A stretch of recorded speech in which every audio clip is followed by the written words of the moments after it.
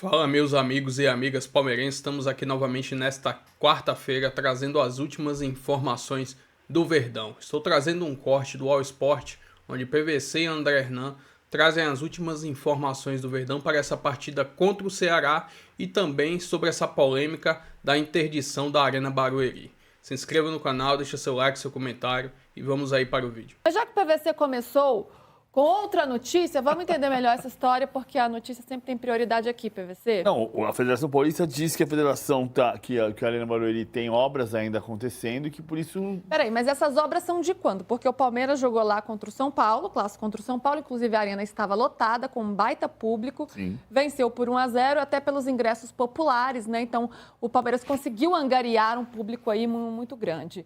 E estava tudo certo, pelo menos tinha liberação para jogar e foi tudo bem, tudo correu em segurança. O que aconteceu daquele jogo para cá? Foi a última partida que a Arena Barueri sediou? Foi. Depois daquilo, a Diretoria de Segurança e Infraestrutura e VAR da Federação Paulista, no uso das atribuições legais e regimentais, determina que a Arena Barueri, da cidade de Barueri, está vetada para jogos organizados por esta federação, devido às reformas e impossibilidade de realização de jogos com público. Essa portaria entra em vigor na presente data, revogadas as disposições em contrário. No momento, a arena passa por reformas internas, como no local onde está instalada a cabine do VAR. A Leila Pereira entende que é uma...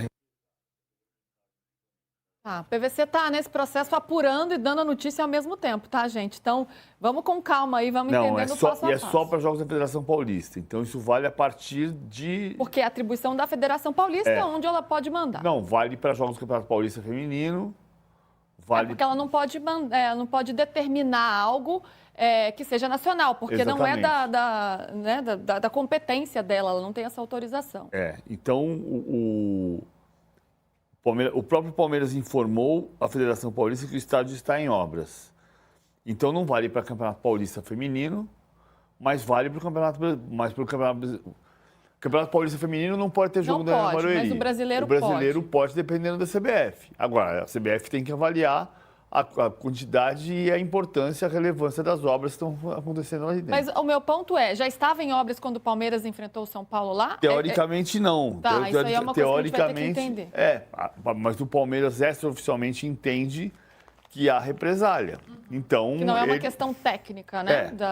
Da segurança do estádio, da viabilidade do estádio. Mas, ao mesmo tempo, tem uma implicância pequena para o Palmeiras masculino, né? Porque o Palmeiras masculino vai jogar no Allianz Parque e vai jogar em Barueri, se precisar jogar em Barueri em datas de jogos de Campeonato Brasileiro. Nesse momento, até o Mundial... quando tem jogos, quando tem shows, né, agendados ali para o Allianz, é quando o Palmeiras manda suas partidas fora do Allianz. Mas agora, restando poucos jogos até a viagem para o Mundial de Clubes, me parece que não tem nenhum jogo fora do Allianz nesse período, né, PVC? Até o Mundial de Clubes. Não, até o Mundial não tem.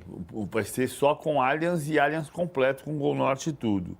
A federação explica que o mesmo critério para a Arena Barueri é o critério do Pacaembu. O Pacaembu não pode ter jogo nesse momento porque não tem o laudo definitivo depois das obras. Então, não pode ter jogo no Pacaembu, não pode ter jogo na Arena Barueri. Mas tem uma guerra política também em curso ao mesmo tempo. Porque o Palmeiras entende, né, que é uma represália à atuação do Palmeiras, que votou na chapa contrária. Na verdade, se posicionou, né, porque nem teve eleição ainda, se posicionou na chapa contrária à de Reinaldo Carneiro Bastos, que é o presidente da Federação Paulista de Futebol. Então, a Leila Pereira ela se posiciona a favor de Samir Chaldi contra a Federação Paulista de Futebol e o Palmeiras entende que é uma decisão política pela Leila ter se posicionado dessa forma. O Palmeiras não se posiciona contra a Federação Paulista de Futebol. Ela se posiciona a favor de outra chapa, corrigindo. Mas assim, a chapa não é da Federação Paulista de Futebol. É importante dizer isso, Luísa, porque assim, a chapa é uma chapa apoiada, encampada por 30 clubes, que teve como candidato à presidência da CBF o presidente da Federação Paulista de Futebol. Não assim da federação, mas o presidente da federação encabeça a chapa. Assim como a chapa do Samir Chaldi não é a chapa de Roraima, a chapa do Reinaldo Carneiro Bastos não seria a chapa de São Paulo. Eu falei que era a chapa da federação, não foi minha intenção. Não, sim, é porque assim, não é uma chapa da Federação Paulista, mas era uma chapa encabeçada pelo presidente da Federação Paulista, isso dá para dizer. Sim, isso sim. E é por isso que o Palmeiras pode interpretar como retaliação. Acontece que a Fazendinha foi interditada para jogos noturnos na semana passada e o Pacaembu está interditado. E a justificativa da federação é, para jogos da federação, não pode ter jogo no Parque São Jorge à noite, não pode ter jogo no Pacaembu em situação nenhuma, nem na Arena Barueri por estar em obras. É esse o cenário da batalha. Você já me corrigindo, veja só, né, PVC? Porque o Palmeiras agora se prepara para 2 jogos em casa, contra o Ceará, pela Copa do Brasil, e também contra o Flamengo. Jogos importantes, né? Aliás, o Palmeiras terá uma sequência importante até a viagem para o Mundial. E é praticamente perfeito longe de casa, até porque vem de 20 jogos de invencibilidade, 17 vitórias e 3 empates, mas jogando em seus domínios não vem sendo bem assim, né, PVC? 10 vitórias, 6 empates e 4 derrotas nesse período aí. O que muda tanto e o que dá para pensar aí para melhorar esse desempenho? E amanhã, né, é bom ter um bom resultado. Venceu o primeiro jogo por 1-0 no Castelão, então já está em vantagem. Mas é claro, né, precisa sacramentar aí essa vaga nas oitavas. Eu já perguntei isso para o Abel. O Abel não respondeu exatamente a essa questão. Eu entendo que o que começou a ter uma crise no Allianz Parque foi logo depois da emboscada. E, coincidentemente, na sequência, o primeiro jogo fora de casa foi a derrota para o Corinthians. E, a partir dali, a Mancha e as torcidas pararam de gritar o nome dos jogadores. Criou-se um litígio entre arquibancada e campo e pode ter criado uma ansiedade. Do tipo, você sabia que se o primeiro erro ia ter vaia, ia ter crítica. A minha avaliação é que isso criou uma ansiedade maior jogando no Allianz Parque. Esses números que a gente deu, 10 vitórias, 6 empates, 4 derrotas, são no Allianz Parque. Nesse período, o Palmeiras jogou em Barueri contra o Novo Horizontino e perdeu, contra o Corinthians e contra o São Paulo e venceu. Então, acho que tem uma questão ligada ao Allianz Parque. Mas melhorou essa relação. E melhorou no jogo, na vitória 1-0 contra o Cerro Porteño, na vitória 2-0 contra o Bolívar. Foram os 2 jogos mais recentes. Tem um empate, a derrota para o Bahia no meio disso. Teve a derrota para o Bahia. Então, eu acho que isso pode começar a melhorar. Acho que deu um probleminha no seu mic, PVC. Tá com problema, gente? Me conta aqui. Ou a gente tá ouvindo bem? Tá com probleminha, a gente está tentando consertar. Mas daqui a pouco você conclui, PVC. Hernan, quero te ouvir também. E pensando nesse jogo de amanhã, o pessoal perguntou aqui no chat, Paulinho ainda vai ter esse controle, né? Ficou fora aí da última partida, porque ainda está buscando a sua forma física. O Palmeiras quer tê-lo aí 100% para o Mundial. O que dá para imaginar para esse jogo contra o Ceará? O Palmeiras tem a vantagem, e essa vantagem, ela é uma vantagem importante porque o Abel vem fazendo todo um trabalho de rodízio. Nossa, tá picotando, um barulho aí, tá alto. A questão é muito importante porque, assim, essa vantagem, né, da Copa do Brasil dá essa tranquilidade para o Abel também ter esse descanso para o jogo contra o Flamengo. Porque, assim, obviamente, classificar na Copa do Brasil já tem a vantagem, é o que o Palmeiras quer, já está classificado na Libertadores.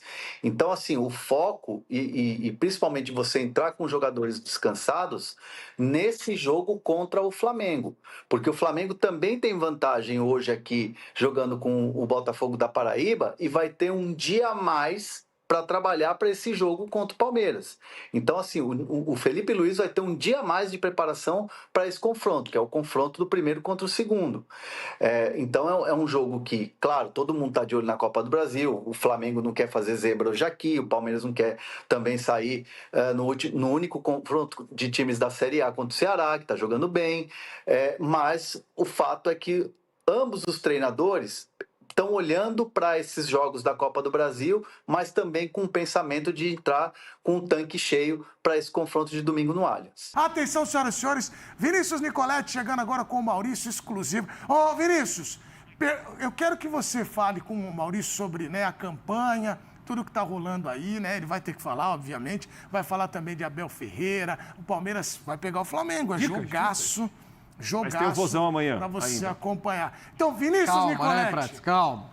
Tá, ô Vinícius, olha aqui, então ele vai estar no telão, vamos perguntar. Ô Vinícius Nicoletti, chega aí para participar com a gente junto com o Maurício. Pergunta pro Maurício do bigodinho dele. O bigodinho dele é lindo. Maurício, fala do bigodinho, Maurício. Você tá demais, tá maravilhoso, é verdade. Tá com um bigodinho sensacional. Quem sabe eu deixo Fala, aí o Edu, um bigodinho. abraço para você, abraço a todos que acompanham o F-Show. Vamos falar sobre isso também, do Maurício, daqui a pouquinho. Mas primeiro, destacar a boa fase do Palmeiras e também no Maurício nesse ano de 2025. O Maurício que chegou na temporada passada, uma das grandes contratações do clube, vem fazendo gols, é o vice-artilheiro do time nessa temporada com 7 gols, 2 assistências, é o jogador que precisa de menos tempo para participar de gols nesse elenco do Palmeiras nessa temporada. Maurício, vamos falar desse momento seu no Palmeiras, fazendo gols. Em 2023 você fez 11 gols, mas parece que agora 12 gols, roubaram um? Roubaram.